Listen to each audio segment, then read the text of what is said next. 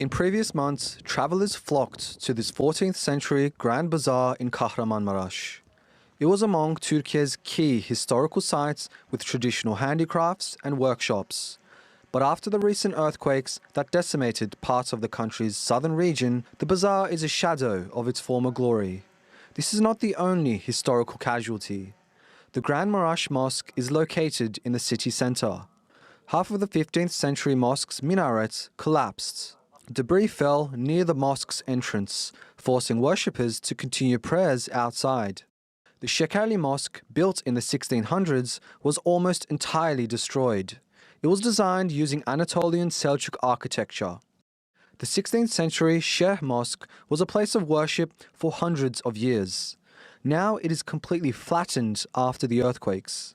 Its minaret was famous for preserving a cannonball fired into it during the War of Independence 100 years ago.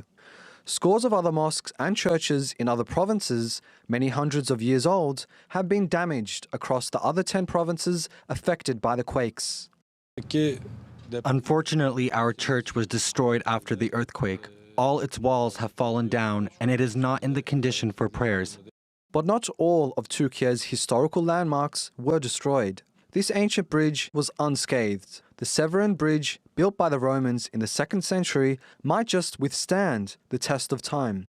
Türkiye's President Recep Tayyip Erdogan has promised to rebuild cities and restore ancient monuments. The Ministry of Culture and Tourism will form a scientific and academic commission to assess the damage and make determinations on the restoration process.